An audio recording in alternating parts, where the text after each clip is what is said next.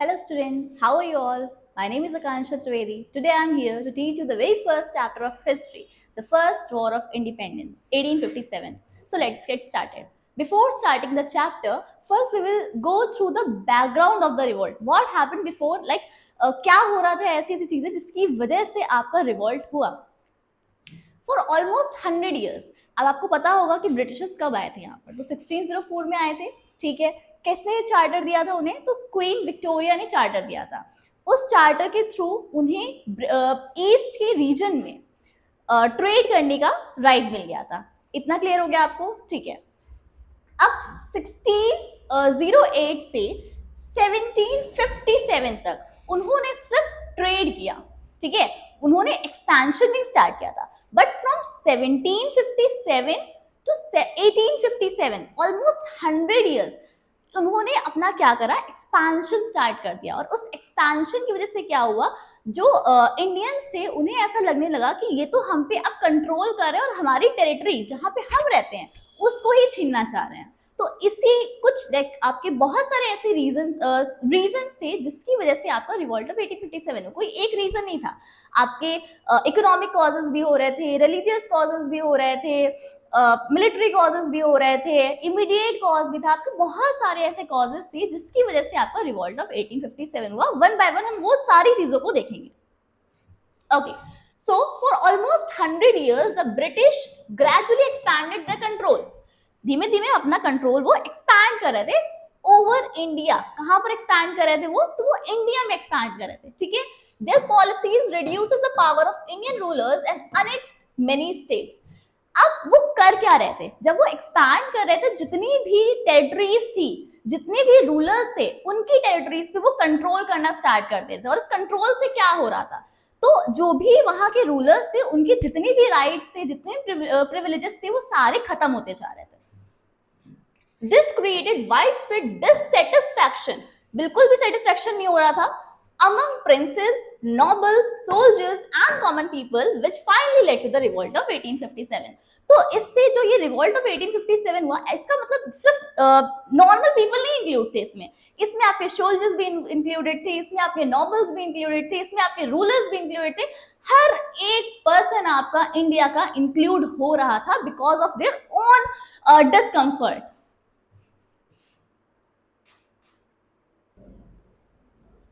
Now we will come to the causes of revolt of 1857. तो हम आते हैं पहले पॉलिटिकल कॉजेस पे. एग्जैक्टली कौन कौन से ऐसे पॉलिटिकल कॉजेस हो रहे थे जिनकी वजह से आपके जो रूलर्स वगैरह थे वो इंक्लूड हो रहे थे. ठीक है, तो first policy of expansion. Policy of expansion में क्या हो रहा था, जो आपके ब्रिटिशर्स थे वो अपना एक्सपैंड कर रहे थे. ठीक है, अपनी जो टेरिटरी थी वो उनको एक्सपैंड करते जाते. वो कैसे एक्सपैंड कर रहे थे? थ्रू द वॉर्स के थ्रू एक्सपैंड कर रहे थे, थ्रू द सब्सिडियरी अलायंस के थ्रू कर रहे थे, डॉक्ट्राइन ऑफ लैप्स के थ्रू कर रहे थे, और आपके जो annexation on the ground of miss rule, कि आप प्रॉपर रूल नहीं कर पा रहे, उसके थ्रू भी आपका जो एरिया है ना उसको कैप्चर कर ले रहे थे. तो ये आपके और मतलब काफी डिटेलिंग है, तो मैं आपको नेक्स्ट स्लाइड में प्रॉपर डिटेलिंग बताऊंगी. हम आते हैं नेक्स्ट कॉजेस पे. तो ये disrespect shown to the Bahadur Shah Zafar. अब बहादुर शाह जफर कौन थे, पहले तो हम ये जानते हैं. तो बहादुर शाह जफर जो हैं वो आपके लास्ट मुगल रूलर थे. कौन थे? Last Mughal ruler. ठीक है, अब हम देखते हैं कि ऐसा क्या हुआ जो आपके बहादुर शाह जफर है वो इंक्लूड हो गए वॉर में. ठीक है, तो अब देखो जो उनकी पॉलिसीज थी, जो उनके पावर थे, जो प्रेस्टीज था, वो आपका रिड्यूस कर दिया गया. उनको बोला गया कि अब आपको जितनी पावर्स आपके पास पहले से थी ना, अब वो आपको उतनी पावर्स नहीं मिलेंगी. क्यों नहीं मिलेंगी? क्योंकि अब वो क्या है, पहली बात तो लास्ट मुगल रूलर है. ठीक है, तो उनके जो टाइटल था ना वो हटा दिया गया. ठीक है, सेकेंड थिंग क्या हुआ, his family was ordered to leave the Red Fort after his death. जब उनकी डेथ होगी ना तो क्या होगा, जो उनके सक्सेसर है, जो उनके बेटे वगैरह हैं, ठीक है, उनको रेड फोर्ट में रहने का अधिकार नहीं मिलेगा. तो ये भी कॉज था. और चीजें क्या हुई, this hurt the Indian sentiment. अब ठीक है, सारी चीजें तो हो रही हैं, बट ऐसा क्या हो रहा है कि ये वॉर में ही कन्वर्ट होने जा रहे हैं, मतलब वॉर में इंक्लूड होने जा रहे हैं. कुछ ऐसा भी तो हुआ होगा ना. तो देखो बेटा, अब हो क्या रहा था, जब ये सारी चीजें बहादुर शाह जफर के साथ हो रही थी, तो इंडियंस को ऐसा लगा कि ये तो हमारे लास्ट मुगल रूलर हैं, ठीक है, ये आकर के हमारी कंट्री में इन्होंने कंट्रोल किया है, इन्होंने वर्क किया है, ठीक है, अब उनके साथ ऐसा ट्रीटमेंट क्यों हो रहा है, ठीक है। अब उनके जो बेटे हैं उनको भी थोड़ा सा मतलब इंडियन सेंटिमेंट्स जो थे वो हर्ट होने लगे थे, तो इस वजह से भी रिवॉल्ट ऑफ 1857 का ये एक कॉज बन गया। अब हुआ क्या, during the revolt of 1857 rebels declared him the leader of the uprising. तो जितने भी रिबल्स थे उन्होंने क्या किया, जो बहादुर शाह जफर है ना बेटा, उनको ही अपना लीडर घोषित कर दिया कि जो हमारा लीडर होगा ना पूरे रिवॉल्ट ऑफ 1857 वो कौन होगा, तो वो बहादुर शाह जफर होंगे। इतना क्लियर है आपको, ठीक है। अब हम आते हैं एब्सेंटी ऑफ सोवेरेनिटी। अब इसमें क्या हो रहा था, देखो बेटा, जो ब्रिटिशर्स थे वो ब्रिटिशर्स क्या यहाँ से वो पॉलिसीज फ्रेम कर रहे थे, यहाँ से रूल्स एंड रेगुलेशंस बना रहे थे, तो ऐसा नहीं था। वो कहाँ से बना रहे थे, तो वो बना रहे थे, जो गवर्नमेंट थी, ब्रिटिश गवर्नमेंट थी, वो इंग्लैंड से थी, और जितने भी इंपॉर्टेंट एडमिनिस्ट्रेशन और पॉलिटिकल डिसीजंस होते थे वो कहाँ से लेते थे, लंदन से लेते थे, विदाउट इंडियन पार्टिसिपेशन। कोई भी इंडियन का पार्टिसिपेशन नहीं होता था वहां के रूल्स रेगुलेशन लॉज को फ्रेम करने में। तो ये भी आपका एक कॉज हो गया because of like revolt of 1857 का। अब हुआ क्या, Indians had little role in governance, governance में बहुत ही कम रोल हो रहा था। Second thing, people felt neglected and powerless, लोगों को क्या लगा कि वो नेग्लेक्ट हो रहे हैं, उनको नेग्लेक्ट किया जा रहा है, उनके पास कोई पावर नहीं है, जिस कंट्री में वो रहते हैं वहीं के वो रूल्स एंड रेगुलेशंस नहीं फ्रेम कर पा रहे हैं, अपनी चीजों के जो शासन लोग कर रहे हैं उस पे भी वो नहीं बता पा रहे कि एग्जैक्टली तुम कैसे हमेशा मतलब हम पे कैसे कंट्रोल करोगे। तो ये चीजें जो थी वो इंडियन सेंटिमेंट्स को हर्ट कर रही थी। अब चलो ये तो मान लिया कि चलो ठीक है, अब कुछ रूलर्स थे यहाँ पे वो आए, नाना साहिब के साथ क्या हुआ, कैसा ट्रीटमेंट हो रहा था, नाना साहिब कानपुर से क्यों इंक्लूड हुए, हर आपके पार्ट से देखो कोई ना कोई लीडर आ रहा था, ठीक है। तो अब नाना साहिब का क्या रोल था, उनके साथ ऐसा क्या हुआ कि उन्हें भी इंक्लूड होना पड़ा। तो हम देखते हैं नाना साहब पहली बार देखते थे कौन, तो आपके पेशवा बाजीराव सेकंड, उनके ये अडॉप्टेड सन थे। कौन थे ये, अडॉप्टेड सन, ठीक है। बाजीराव सेकंड डेथ, जब भी बाजीराव सेकंड की डेथ होगी, expected to receive his father pension and privileges. देखो होता क्या है, अगर उनके फादर को पेंशन मिल रही है तो उनको भी पेंशन मिलनी चाहिए, ठीक है।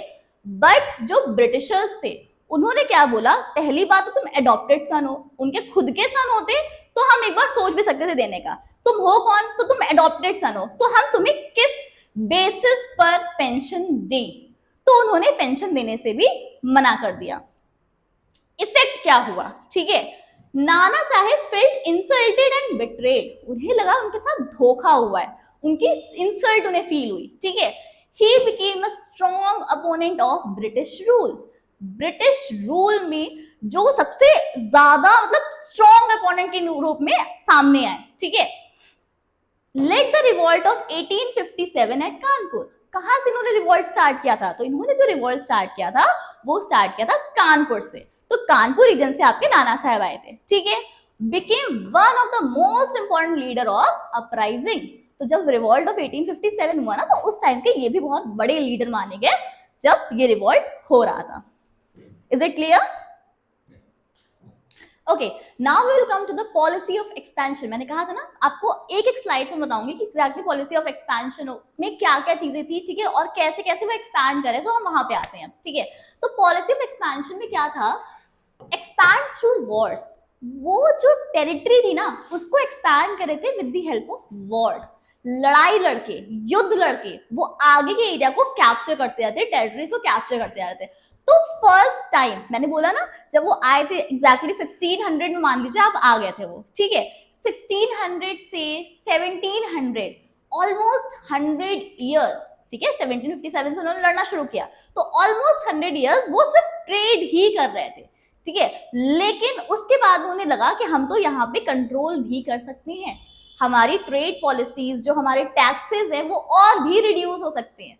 तो उन्होंने क्या करा, वो उन्होंने अपने एरियाज को, जितने भी एरियाज थे उनको कैप्चर करना स्टार्ट किया। अब कैप्चर कैसे करेंगे, डायरेक्टली नहीं कैप्चर कर सकते, तो उस कैप्चर करने के लिए उन्होंने वॉर्स लड़नी शुरू करी, ठीक है। अब हम एक एक करके देखते हैं कौन कौन से उन्होंने वॉर लड़ी थी।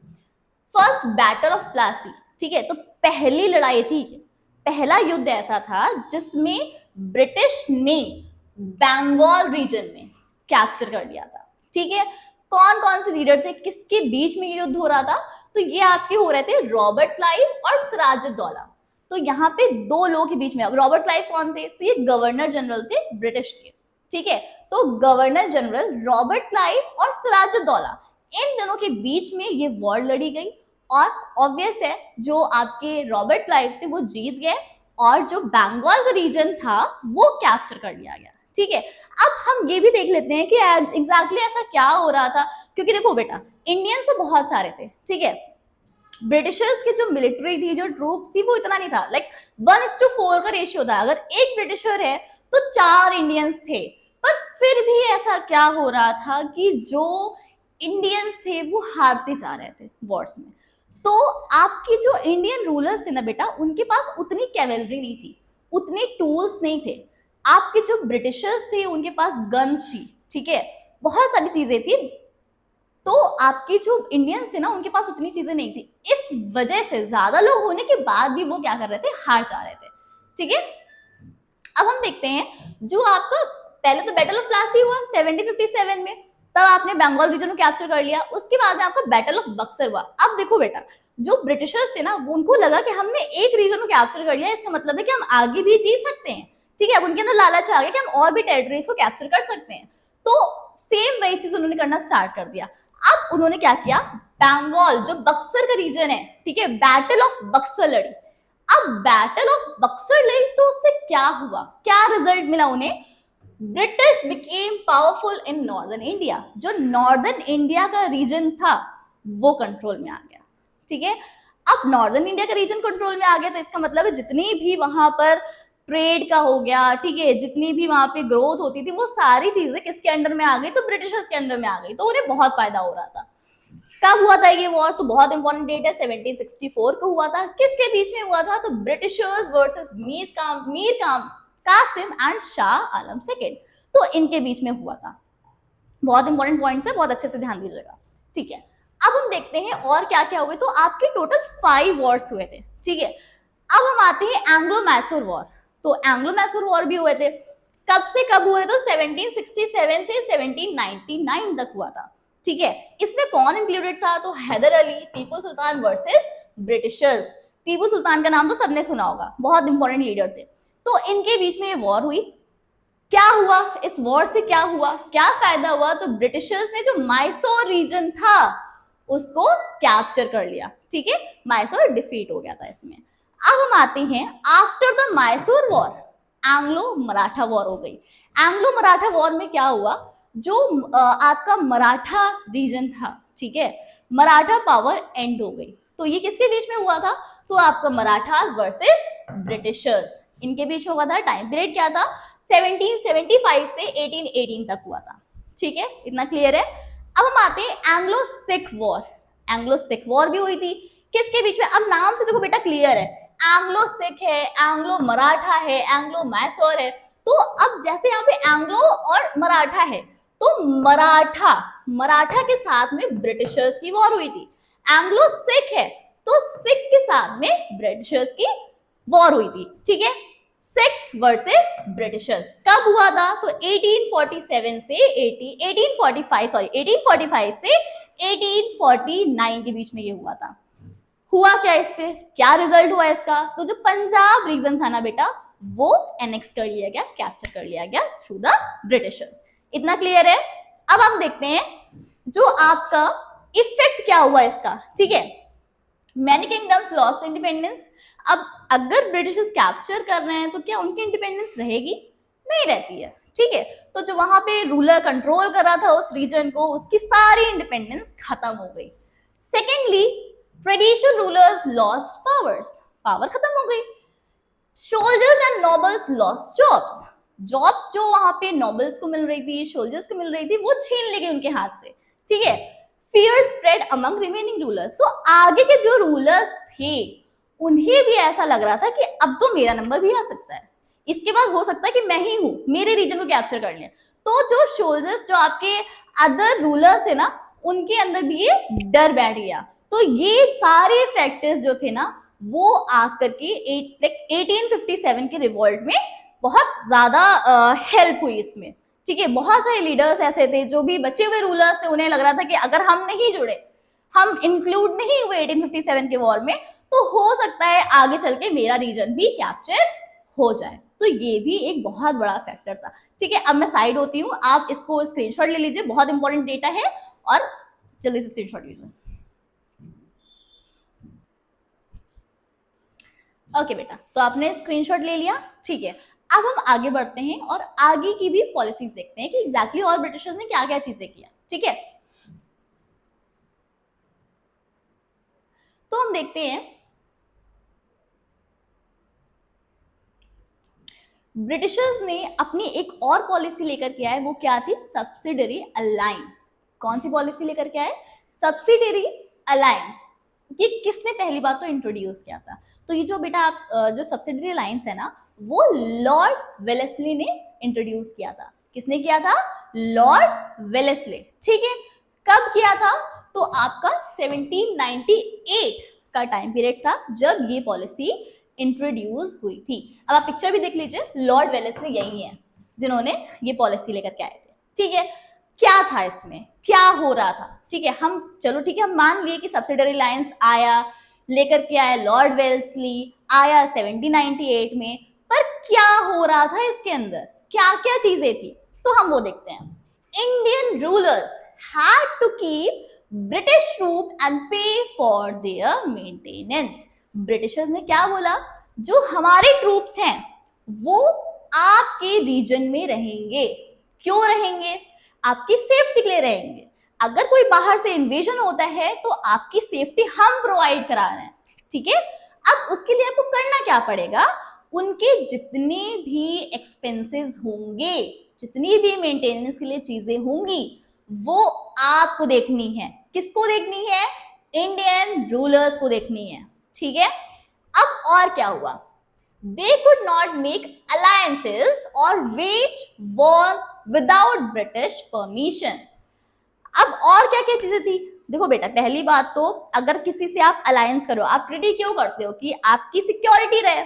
ठीक है, किसी दूसरे रीजन के साथ आप कोई अलायंस कर ले रहे हो, किसी की शादी करा दे रहे हो, तो क्या हो कि मतलब एग्जैक्टली कोई हम पे डायरेक्टली वॉर ना करे आके, इसलिए हम अलायंस करते हैं। ठीक है, ब्रिटिशर्स ने क्या बोला इसमें कि अगर आपको किसी भी स्टेट के साथ, किसी भी रीजन के साथ अलायंस करना है, so without the prior permission of me, मुझसे बिना परमिशन लिए आप किसी के भी साथ अलायंस नहीं कर सकते हैं।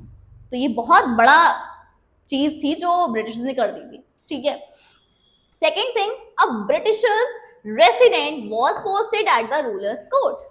जो ब्रिटिशर्स की रेसिडेंट होंगे उनको कहाँ पे रखा जाएगा? तो जो आपके रूलर्स का कोर्ट होगा उसमें वो रहेंगे। अब आप समझिए कि अगर वो रूलर्स के कोर्ट में रह रहे हैं तो क्या होगा उससे? ठीक है, वो इंटरनल पॉलिसीज भी नहीं फ्रेम कर सकते। जो भी चीज अगर वो किसी के खिलाफ कुछ भी सोच रहे हैं तो डायरेक्टली ब्रिटिशर्स तक जा रहा है, तो ब्रिटिशर्स के अगेंस्ट में तो ये सोच ही नहीं सकते कुछ भी। तो ये दिमाग लगाया था ब्रिटिशर्स ने कंट्रोल करने के लिए। अब फायदा क्या था ब्रिटिशर्स का इसमें? पहली बात तो सारी जितनी भी पॉलिसीज फ्रेम हो रही थी अंदर की जितनी भी खबरें थी, इंफॉर्मेशन थी, वो ब्रिटिशर्स के पास जा रही थी।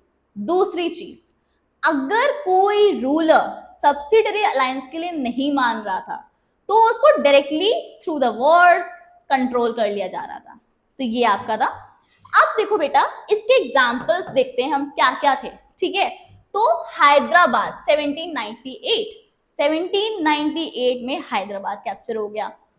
मैसूर 1799 एंड अवध 1801। ये अवध जो रीजन है ये सिर्फ आपका सब्सिडी लाइन से नहीं कैप्चर हुआ था, ये आपका थ्रू द मिस रूल भी कैप्चर हुआ था। तो इसके कैप्चर होने के उन्होंने दो रीजन दिए थे।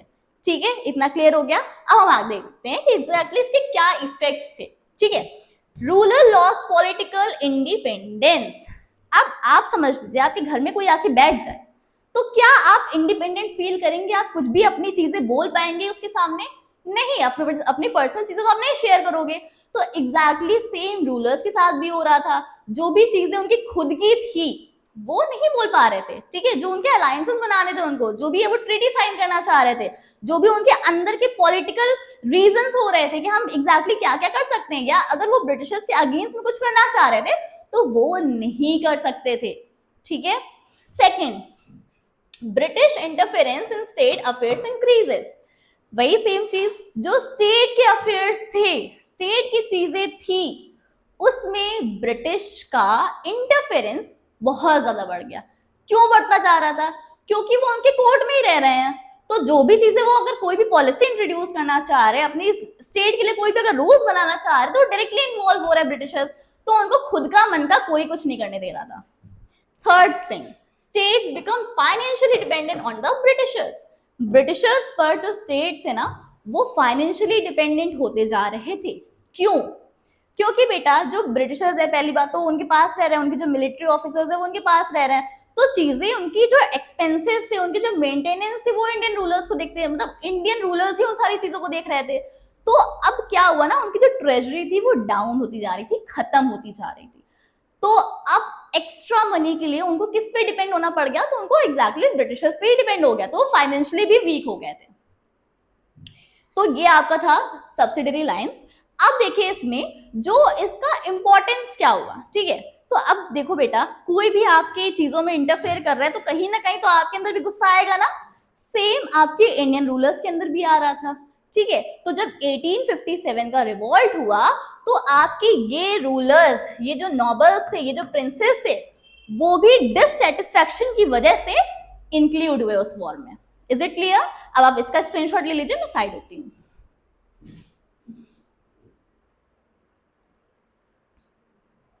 ओके बेटा, have it taken the screenshot.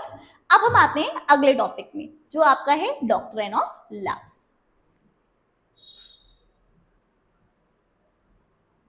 Okay, doctrine of lapse.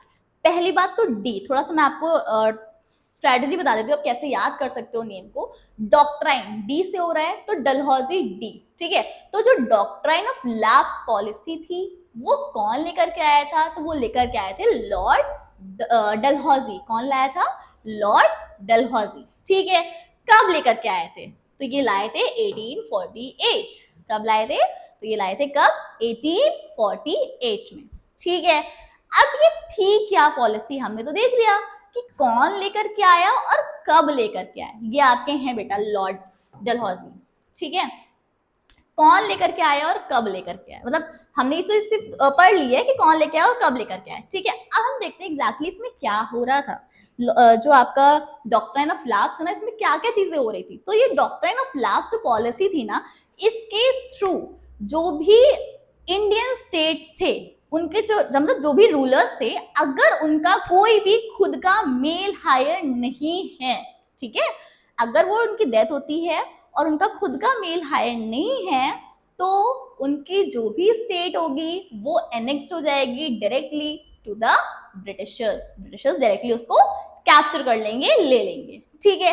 अब मेल हायर का मतलब क्या हो गया बेटा? जो अडॉप्टेड सन भी नहीं चलेगा, अगर किसी की डॉटर होती है तो वो भी नहीं चलेगी, ठीक है। तो ये बहुत बड़ा इफेक्ट पड़ा है इसका।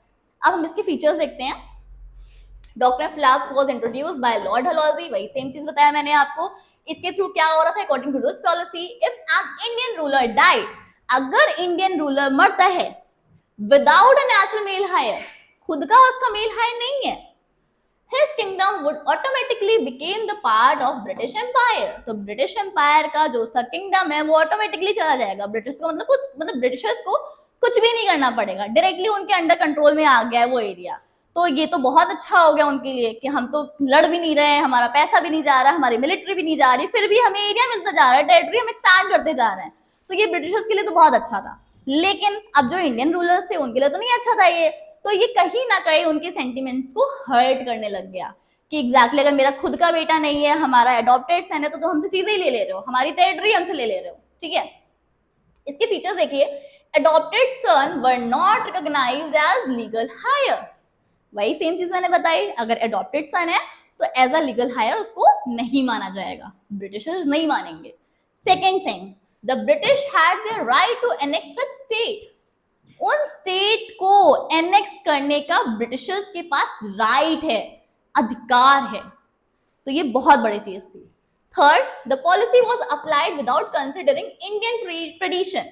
अब इंडियन ट्रेडिशन में क्या होता है, हम भी लोग देखिए तो हमारे पापा के बाद आने वाले जो लड़के, अब तो बहुत कम हो गया है, लेकिन ऑलमोस्ट हर रीजन में मोस्टली ये होता है कि उनके जो खुद के बेटे होते हैं वो उनका अधिकार होता है उस घर पे, ठीक है। तो सेम जो इंडियन ट्रेडिशन था ना वो भी हर्ट, मतलब हर्ट होता जा रहा था। एग्जैक्टली क्या हो रहा है, अब हमारा खुद का बेटा आगे नहीं जा सकता, हमारी गद्दी नहीं संभाल सकता। तो ये बहुत बड़ी चीज थी इंडियन रूलर्स के लिए।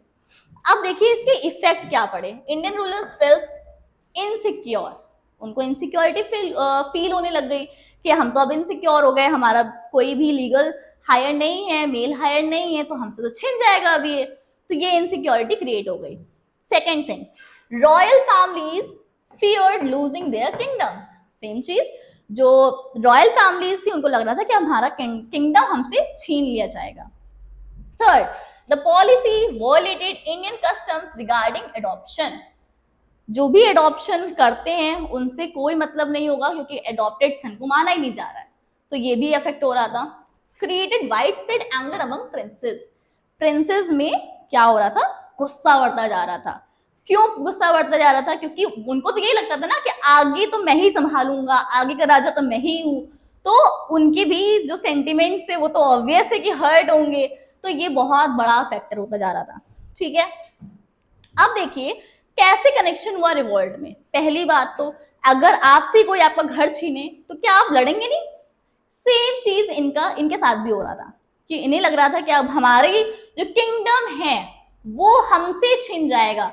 तो उसके लिए क्या हो रहा था कि जो आगे जो भी रिवॉल्ट हो रहे थे, ठीक है, पहली बात तो सब लोग अपने अपने साइड से, जो 1857 का रिवॉल्ट था उसमें जो आपके रूलर्स थे, प्रिंसेस थे, ये इसीलिए इन्वॉल्व हुए क्योंकि उनको ये डर था कि उनका किंगडम उनसे छीन लिया जाएगा with the help of doctrine of lapse policy. Clear हो गया इतना। अब आप इसका भी स्क्रीनशॉट ले लीजिए, बहुत इंपॉर्टेंट टॉपिक्स है ये, आपके ऑलमोस्ट 7 to 10 मार्क्स इंक्लूड करते ही एग्जाम में, तो इनके स्क्रीनशॉट लीजिए और ध्यान से इसको रिवाइज करिए। मैं साइड हो जा रही हूँ।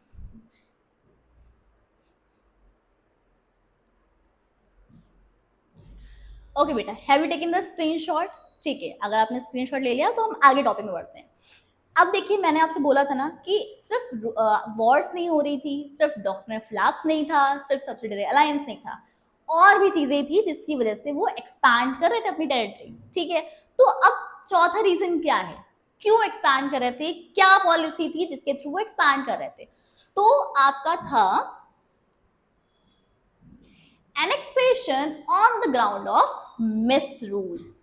मिसरूल, आप अपने एरिया को प्रॉपर रूल नहीं कर पा रहे हैं, उस रीजन से भी क्या हुआ, आपके एरिया को कैप्चर कर लिया गया। और सबसे इंपॉर्टेंट एग्जाम्पल पता है आपको क्या है? Awadh reason.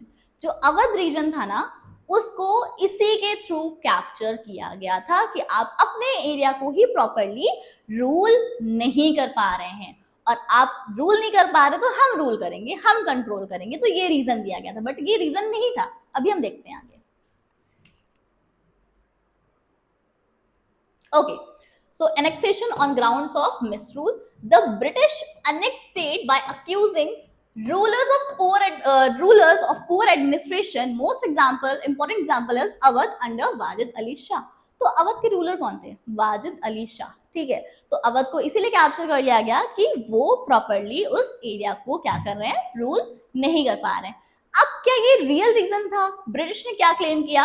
Awadh was badly governed and needed better administration. जो अवध का रीजन है वो आपके वाजिद अली शाह रूल नहीं कर पा रहे हैं, कंट्रोल नहीं कर पा रहे हैं, और उसको एक अच्छे एडमिनिस्ट्रेशन की जरूरत है। तो ये जो क्लेम था ना बेटा, ये किसने दिया था? तो ये आपके ब्रिटिशर्स ने दिया था। क्या ये सही क्लेम था? बिल्कुल नहीं था। अब हम देखते हैं एग्जैक्टली रियल क्या रीजन था। तो रियल रीजन था Awadh was rich, fertile and strategically important. Awadh reason जो है ना बेटा वो आपका बहुत ही फर्टाइल रीजन है, ठीक है, और स्ट्रैटेजिकली भी बहुत जरूरी है। क्यों? क्योंकि ये सेंटर में आपका आ जाता है, तो इससे आपके सारे एरिया कनेक्ट होते हैं, ठीक है, तो ये स्ट्रैटेजिकली भी बहुत इंपॉर्टेंट था।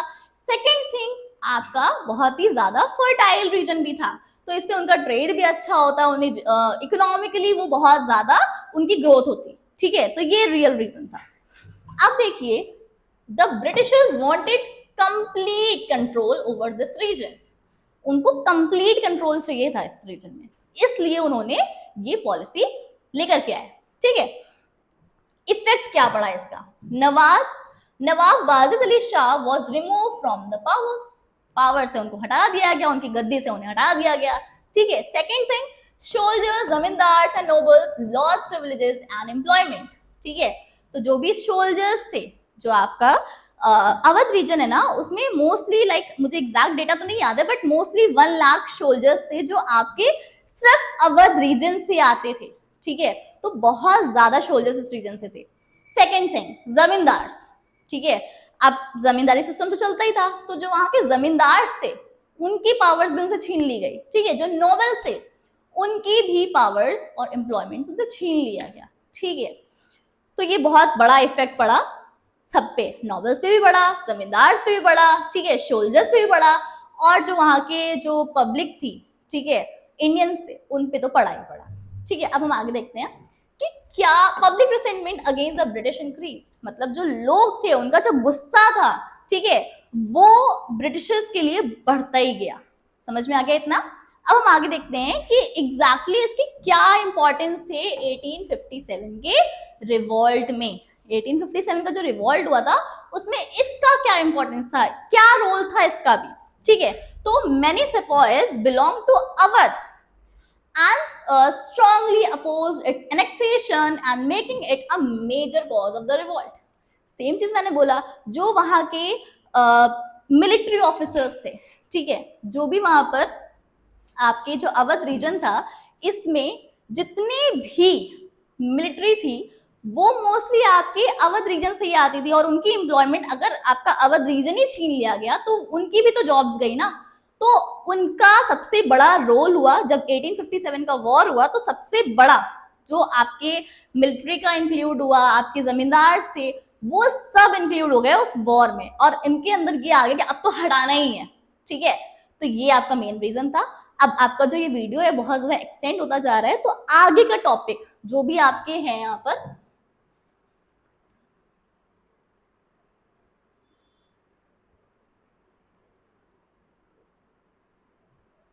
जो ये सोशल रिलीजियस मूवमेंट है, इकोनॉमिक कॉजेस है, मिलिट्री कॉजेस है, इमीडिएट कॉजेस है, ठीक है, तो हम इसको नेक्स्ट वीडियो में, नेक्स्ट क्लास में पढ़ेंगे।